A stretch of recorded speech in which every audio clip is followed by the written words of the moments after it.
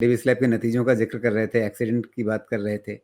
Accident पर ही सवाल पूछ दिया है महादेव मंडल जी ने और देखिए, इनको घाटा हो रहा है। 60,000 रुपए गँवा चुके हैं इस पे। बता रहे हैं कि 100 शेयर इनके पास हैं। क्या कहें इनके नतीजों पर और शेयर की चाल पे। इन्होंने लंबा कमेंट लिखा था, उसको मैंने छोटा किया है यहाँ पर, लेकिन उन्होंने बताया था कि एक समय 1 लाख रुपए के फ़ायदे में बैठे हुए थे इन 100 शेयरों पे। अब 60,000 के घाटे पर आ गए हैं। क्या करें? अभी मैं इसका जवाब क्या दूँ ये मुझे भी नहीं मालूम, बिकॉज़ मेरे लिए डिवीज़ लैब एक पोर्टफोलियो स्टॉक है। मैं मेन मैनेजमेंट के गवर्नेंस और कमिटमेंट पे जा रहा हूँ। और मैं आज से नहीं, मैं 10 साल से ज़्यादा हो गया, 15 साल से कम मेरे पास डिवीज़ लैब है और मुझे जहाँ तक लगता है अगले 15 साल भी ये रहेगा। उस तरह से मैं इसको पोर्टफोलियो स्टॉक मान के चलता हूँ। लेकिन हाँ, वैल्यूएशन प्रॉब्लम था डिवीज़ लैब का, इस लेवल पे नहीं था। वैल अगर आप लोगों को याद हो, मैं हमेशा समझाता हूँ कि जब मार्जिन कंप्रेशन होता है तो वैल्यूएशन एडजस्टमेंट होती है। बहुत ज़्यादा महँगा स्टॉक नहीं है, इस लेवल पे जो डिलीवर कर रहा है। रिज़ल्ट में मुझे कोई खराबी नहीं लगी एक्सेप्ट फॉर मार्जिन। इसका प्रॉब्लम बेस इफ़ेक्ट है, मुझे ऐसा देख के लग रहा है। तो वो भी बेस इफ़ेक्ट 1-2 क्वार्टर में नॉर्मलाइज़ हो जाता है। ये एक तरफ का फंडामेंटल डिस्कशन। दूसरे तरफ का डिवीज़ लैब में जो राइज़ शुरू हुई थी ऑन 1st ऑफ नवंबर, उसने बहुत ही मुझे डिसीव किया, बहुत ही मतलब मुझे मैं बहुत इंट्रिग्ड हो गया था मैं उस चीज़ से। बिकॉज़ मुझे ऐसा लगा था कि डिवीज़ लैब का लास्ट लेग करेक्शन अभी बचा हुआ है, बिकॉज़ इसका वॉल्यूम बहुत ज़्यादा था, इसके पहले वाले लेग में। लेकिन ये जो मूवमेंट आया, मैं भी इंट्रिग्ड हो गया कि लगता है मैं गलत जा रहा हूँ शायद यहाँ पे। लेकिन रिज़ल्ट प्रूव किया कि नहीं, अभी लास्ट लेग बाकी है। अभी लास्ट लेग खत्म कहाँ होगा मुझे कोई आइडिया नहीं। लेकिन ये लास्ट लेग है। इसलिए मुझे ये देखना है कि डिवीज़ लैब कहाँ बॉटम बनाता है, वो 3000 है, 2800 है, मुझे नहीं मालूम। बट ये ऐसी कंपनी है, एपीआई की कंपनी, जहाँ पे आपको बहुत फंडामेंटली कोई तकलीफ नहीं होने वाली है। पोर्टफोलियो स्टॉक है, डिवीज़ लैब कहीं पे भी अच्छा बॉटम बनाता है, उसके बाद इसकी खरीदारी शुरू करनी है। वो बॉटम मेरे पास अभी ध्यान में नहीं है। अब वो देखना है, आपने रिट्रेसमेंट ड्रॉ किया है, लेकिन अभी उसका मैं वेट करूँगा, वहाँ पे अभी मैं कोई कॉल नहीं ले रहा, बिकॉज़ जिस तरह से इसका रिज़ल्ट के बाद फॉल हुआ है, वो कॉल लेना अभी सही नहीं है। इस स्टॉक का अ, अगर आप फॉल देखेंगे जो रफ़ली ये मई में 20 मई के पास जो फॉल शुरू हुआ था, वो स्ट्रक्चर ये कहेगा कि आपको यहाँ पे कॉल नहीं लेना चाहिए, वॉल्यूम ज़्यादा है। आप हो सकता है कि 3000 के आस-पास रुक जाए, मैं ना नहीं कह रहा। लेकिन जब रुक जाएगा तब वो कॉल लेंगे और फिर वहाँ से एक बॉटम बना के देखेंगे, अगर खरीदारी शुरू करने का मौका मिले। जी, सोमेश, यहाँ पर आपसे एक चीज़ पूछना चाहूँगा कि चलिए आप कह रहे हैं कि बॉटम बनने देते हैं, पहले से प्रीएम्प्ट नहीं करेंगे रिट्रेसमेंट लेवल्स को देख कर के। लेकिन एक बड़ी इंटरेस्टिंग सी चीज़ देखिए इस रिट्रेसमेंट में ही क्या है।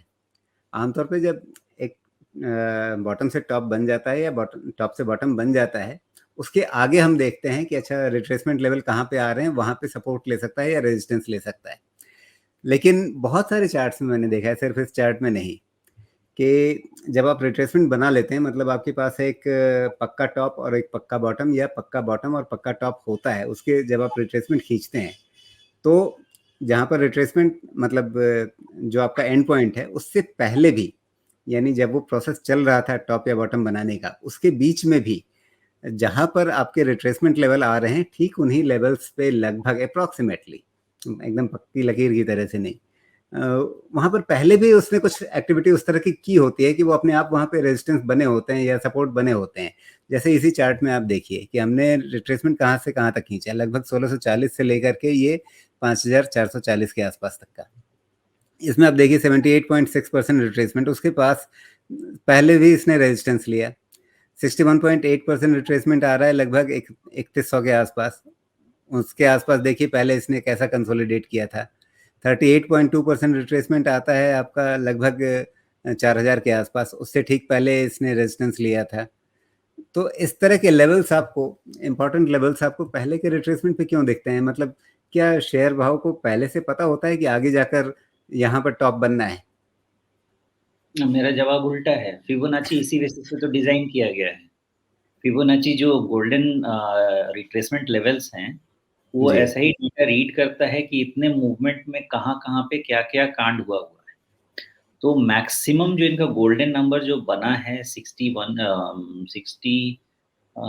1 पॉइंट नहीं हाँ, 8 61.8 हाँ, 61.8 का कभी-कभी हम 66.67 भी देखते थे, वो किसी सम केसेज़ में। लेकिन जो इनका गोल्डन नंबर है 61.8 का और 38 का, ये 2 बहुत बड़ा नंबर है, जहाँ पे हमेशा कहीं न कहीं कुछ न कुछ वहाँ पे हमेशा हुआ रहता है, कंसोलिडेशन रहता है, कंजेशन रहता है। तो वो नंबर्स खुद ही मुझे लगता है फिबोनाची फाइनली बनने के पहले ये सारा डेटा स्टडी करके ही बनाया गया और इसलिए आपको जब वापस आते हैं तो दिखता है कि हाँ, भई यहाँ पे पहले कुछ हुआ रहे। तो मैं अब वो मैथमेटिक्स में तो बहुत ज़िंदगी में बस पास हो जाता था। लेकिन देख के तो यही समझता है कि फिबोनाची की मैथमेटिक्स वैसे ही डिज़ाइन की गई। जी। तो फिलहाल अभी क्या लगता है 3000 के आसपास रुक जाएगा? 3100 के आसपास? अब ये डिपेंड करता है कि इसमें कितना इंटेंसिटी है बिकॉज़ सपोर्ट तो 3200 से शुरू हो जाएँगे मेरे हिसाब से। अब वो 3000 से शुरू होता है तो हो सकता है 10% का 7-8-10% का पेनिट्रेशन हो जाए नीचे। लेकिन सपोर्ट 3200 से शुरू हो जाता है इसलिए मैं कह रहा हूँ कि मैं रिट्रेसमेंट से ज़्यादा देखना चाहता हूँ कि ये सपोर्ट लेता कहाँ है, खुद ही डिफाइन करे। कहीं जी, पे अगर पैनिक बॉटम जैसा एक दिन बन गया फिर तो कमाल हो जाएगा, लेकिन वैसा भी बनेगा नहीं, सेंटिमेंट नहीं है ना स्टॉक में। जी। तो फिलहाल बॉटमिंग आउट होने के संकेत इसमें आए, इसका इंतज़ार करना पड़ेगा।